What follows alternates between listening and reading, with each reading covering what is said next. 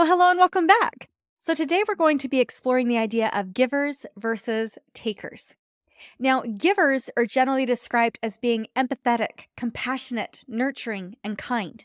They give their time, their attention, their support, or their resources to uplift and inspire others. These are our cheerleaders. They're the people that are cheering us on and saying, hey, you're doing an awesome job. Hey, how did that project go? How did that presentation go? I am just so proud of you. They're the ones that show up and cheer us on. They're the volunteers. They're the people that we call on when somebody has an urgency or an emergency because they're just so generous with their time and their energy. Now, with the taker role, the taker is generally going to be prioritizing themselves above others, and they may not even be considering the impact that this might be having on other people. They're very good at making their urgency someone else's emergency. They're very good at asking for help. They're not very likely to reciprocate. They're not very likely to express gratitude, and they may be viewed as selfish, entitled, or lacking empathy. Now, as you know, I am the life coach for the empaths, the highly sensitive people, and the people pleasers. And something that is pretty common with this population is that they are givers. And that's who I've chosen to show up for, or the people that show up for other people and they might struggle to find people to show up for them. I want them to be able to experience having their own cup filled, because it is really easy for this population to find themselves in relationships with people who take advantage of their giving hearts. They're in out of balance relationships. So the givers, they want to give, and they have oftentimes made it their identity to be the one that shows up, to be the one that is helping out. And they have a tendency to equate their ability to give to others with their worth or their value in this world. Whereas takers, then they generally feel like, oh yeah, I definitely have value. And that's wonderful that they feel like they have value because we all do. We all do have that inherent value. But it becomes problematic when they view it as, okay, I have value, but then they kind of dismiss the value of other people. So when a giver and a taker are in relationship with each other, then they can experience a lot of imbalance in relationship. There can be some resentment there around this imbalance. And also, generally speaking, the taker is going to be asserting some strong boundaries, and then the giver is going to have no boundaries at all. But it's interesting to notice that with the taker, usually their boundaries, they might not even be actual boundaries. Now, if you've been listening to this podcast for a while now, you know that a boundary is an if-then statement. So it would be, if you choose to show up this way, then I'm going to respond in this way. But when a taker is stating a boundary, then they might instead sound like, no, it is my boundary that you have to do this for me. It's coming through that controlling lens, which again does not create that loving support in relationship. And it can leave the giver feeling unseen, unheard, unappreciated, and taken advantage of. Now, I really want to note here that we all have the capacity for both of these roles, and they might show up at different times for us. So I know for me, I'm generally a giver. And when I feel particularly drained, I can be a bit more of a taker. And it's interesting to notice in my brain that sometimes I judge this about myself. And maybe you do too. When you're a giver and you are actually stating your needs or being a bit more quote unquote selfish, it can feel very out of character. And so we might be having those judgmental thoughts like, oh no, I'm a taker and I'm very selfish. We have a really hard time actually stating those boundaries or stating an actual need. And it might be creating a lot of anxiety in the mind of the giver. So they're going to be thinking, oh no, now I'm a taker. I'm a horrible human. But oftentimes those feelings that we're getting around that burnout that's creating that taker energy, right? Where we're feeling the need to be a bit more selfish. It's coming from that burnout and that compassion fatigue. And that can give us great information that, okay, now I can see I do have a need. Okay, now I can see that this is a situation where I need to state a boundary. It can be very helpful information for us so that we can take the action to create more balanced and reciprocal relationships and create a situation that is more sustainable for us. So just notice if you are experiencing that burnout that it is okay. We can use that as information to create something that is more sustainable for you. Now, I also want to point out that a taker, their mind is going to just naturally work differently than a giver. A taker is very skilled at making requests for other people to fulfill their needs. It's actually something that we could learn a little bit from. that it is okay to make those requests. But they're also going to have a little bit of a different mindset around it because if someone is a taker, oftentimes it's coming from that place of entitlement. Whereas a giver who is experiencing that burnout and they're just feeling maxed out, they're going to have the belief that maybe now they're becoming a bit more entitled when really this is just them developing healthy boundaries. So if you find yourself having needs and needing to state boundaries and it's coming through that compassion fatigue and that burnout, just remind yourself that, okay, this is just what it looks like. I'm just being a normal human. I'm not a bad person for recognizing that something needs to change, and this can be a good thing. Givers often worry that they're going to become a big fat jerk when they start to state their boundaries, or when they have to let somebody know that they're not available, or they have to tell somebody that, well, actually, I have a different opinion on that subject.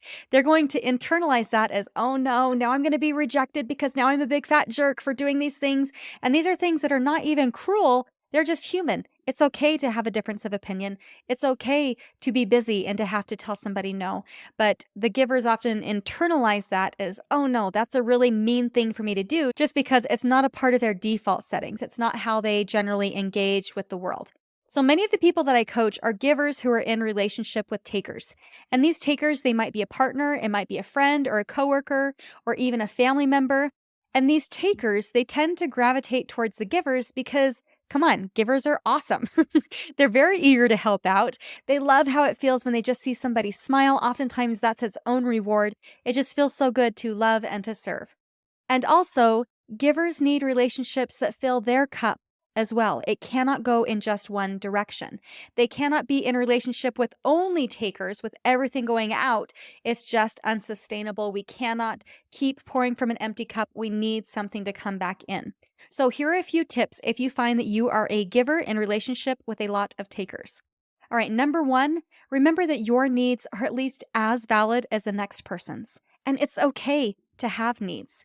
We like to put things in a hierarchy of needs, and we think because the other person is louder or they're more expressive about it, that their needs are greater than ours. But this is not the case. Their needs are at least as valid as your needs. Your needs are at least as valid as theirs. Everyone's feelings and everyone's experiences are valid, including yours. Now, I have noticed that, especially for empaths, because they feel other people's emotions like they are their own, it is very easy for empaths to dismiss their own wants and wishes because they feel the other person's wants and wishes so strongly. And so this can take a little bit of extra effort for empaths to remind themselves that, okay, yes, I can empathize with them and I can understand the gravity of their situation, and it's also okay for me to currently be experiencing some burnout of my own that needs attention as well. So just notice that for yourself if you are an empath, and remind yourself that yes, my needs are at least as valid as the next person's. You do not need to minimize your needs. All right, number two, it is your job as a giver to set your own boundaries. Takers can be kind of oblivious. And givers have a tendency to believe that if I keep showing up for them in these positive ways, then they will learn from my example and then they'll know how to show up for me. But this is not their default setting. This is your default setting. It is not their default setting. So we like to think that they will eventually see that we're feeling really tired, or that we are in need of attention or validation ourselves. But they may need this explicitly stated to them. Do not assume that they are as sensitive to your needs as you are to their needs, because again, that is just not a part of their default settings. Their brain just works differently from yours. And they might just assume that if you have a need, you will express it, because let's be honest, that's what their default setting is. Their default setting is, I have a need, and so I'm going to request that somebody meet that need. That is their default setting. So it is very easy for them, since that is their gift and their default setting, to assume that if you have a need, that you will make a request. Okay? So just know that that is their strength, is asking for help. And your strength is seeing that other people have a need and stepping in to help. Even if you haven't even been asked yet to help out, you already know the need, and that is your gift, but that is not their gift. And practice leaning into that discomfort of actually speaking up for yourself and actually stating those boundaries around your time and your energy and everything that is going on for you. It is up to you to set your own boundaries. They are not going to set the boundaries for you. The way that things are currently working is really benefiting them right now. They have no reason to set boundaries for you because it is working for them. So if it is not working for you, it is up to you to state those boundaries. Own your piece in the imbalance here and then take some active steps to correct that imbalance by setting healthy boundaries. All right, number 3, intentionally invest into other givers. It's really interesting to notice how the givers tend to gravitate towards the takers and the takers tend to gravitate towards the givers. And it can be a little bit uncomfortable sometimes for a giver to be in relationship with another giver because, frankly, they do not know how to receive, right? And likewise, if you have two takers in a relationship, that can be problematic because neither one of them knows how to give. And so that is also going to create conflict in relationship. So notice for yourself when you have a need and ask yourself, where can I get this need met? Look intentionally for the givers. And this might be people that you're actually in relationship with in your day-to-day life, where you might even think, oh, you know what? I don't actually talk to them all that much, but I've noticed that when I do talk with them, they're really good at listening and they're really good at holding space for me. I think I want to intentionally invest into that relationship a little bit more. So maybe you do already have people in your circles that are already really good at holding space for you and showing up when you need something. If so, intentionally invest into those relationships. It's really easy, as I said, if you're a giver, to get sucked into the relationship with takers. It takes a little bit more intention to create those relationships with the givers, but it is so worth the investment. So if you do have people in your circles that are givers and you can tap into that, awesome, do so. But if you find that everybody in your circle right now is a taker and you're just feeling completely depleted, it is also okay to look outside of your circle and find paid professionals that can fill that need for you. For example, investing in a coach or a therapist. These are people that are paid to hold space and to be there for you as you learn the tools needed so that you can step out and assert yourself and request to have your needs met. So think a little bit outside of the box about where you can go to get your own cup filled and who you could talk to have that cup filled and to have your needs met. And also, as a side note, if you are surrounded with only takers, it can be beneficial when a taker does do something kind for you and does fulfill a need for you to really express gratitude for that, to reinforce those behaviors and build in that reward system so they will see, oh, that actually felt pretty good. And then hopefully we can eventually create a situation where now it is more balanced and more reciprocal in that relationship. All right, number 4, practice self-care. Please don't assume that the other person is going to know what is needed. Again, that is not how they are programmed. This is not their default setting, okay? They're not just going to magically know what it is that you need. You are a very sensitive person and you know what people need before they've even said anything. That is your gift, but they do not have this gift. So take some steps to proactively fill your own needs. Now, we did talk about finding other givers to help you to get those needs met. But also think about it in terms of self-care and what that might look like if you don't have others around. Think about what it is that you really want or need right now. For example, are you needing to feel nurtured? Then you might want to consider treating yourself to a massage. Or maybe you want to go to a concert or a movie, or maybe you want to spend some time in nature. But think about, okay, what is it that I really need right now and how can I get that need met? Maybe you invite somebody to come along with you, or maybe you practice going alone. Something that I've noticed in my practice is a lot of people, they really struggle to go out and do things on their own. They're so used to doing things that other people want to do and tagging along on adventures that they have a hard time initiating and inviting people to come along with what they want to do, or they have a hard time doing these things by themselves. So practice leaning into the discomfort of learning how to fulfill your own needs. And this might mean inviting someone along, or it might mean going and doing something by yourself, even if it's going out to dinner or to a movie. It can actually be a lot of fun to do these things by yourself. You just have to practice it a little bit, right? So ask yourself, how can I be my own best friend? What is it that I need right now? And apply those tools that you've applied to everybody else to yourself. It is your gift to know what other people need and to show up in those amazing ways. So turn that around onto yourself and use those gifts to bless your own life and show up as your own best friend, identify your own need, and then fulfill those needs. All right, number 5, speak up. Find the people that align with what it is that you want to create by sharing what it is that you actually like. Share your likes and your dislikes. You can practice sharing your wants, your wishes, your desires, or even your opinions. I remember coaching one person where they struggled so much with their people pleasing that even stating an opinion was a significant challenge for them. In their mind, if somebody had a different opinion from them, then a difference of opinion equated to conflict or to a fight. And so it really created a lot of anxiety for them to even just state an opinion. And so I encourage them to just in casual conversation once a day express an opinion. So this might be about the TV show that you watched last night or that new restaurant in town. But I encourage them to find just one thing to state an opinion about and just practice being okay stating an opinion. If this is you, then I highly encourage you to do that. Just practice sharing things about yourself. Let people know what it is that makes you tick, what it is that you like, what it is that you don't like.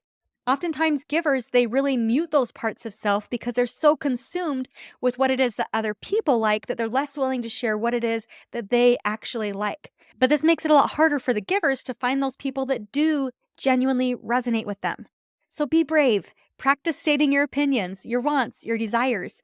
And you can practice that in those safe relationships. And again, if you don't have people in your life where you feel like it is safe to express these things, practice sharing your wants, wishes, desires, and opinions with a coach or with a therapist.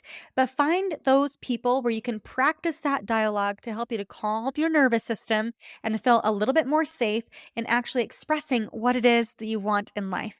Because as you actually express those things, then you can find those people that you're actually in alignment with, those people that really resonate with you. Rather than showing up as who you think other people should be, you're now showing up as you, and it makes it more likely that you can find those people that do genuinely resonate and really connect on that deeper and more fulfilling level. So, if as you're listening, if you recognize that you do need a bit of support around identifying which relationships are supportive for you and which ones you might need to start setting boundaries in, or maybe you just have a hard time knowing how to state a boundary. If this is you, come and work with me, and I can help you learn how to set boundaries around your particular situation and how to do it with a heart of peace. So often we experience a lot of anxiety as we're learning how to state boundaries because we've just never done it before, right? Or we have a lot of anxiety just even considering asking for reciprocation. So I can help you learn how to calm your anxiety, how to calm your nervous system, and also how to find the words so that you can be calm and confident as you're actually communicating what it is that you need in the moment and find more balance in your life. So if you'd like to work with me, come and message me. You can find all my contact information in the show notes, or you can email me at Marianne@mariannewalker.life. I would love to work with you. All right, so let's talk soon. Bye now.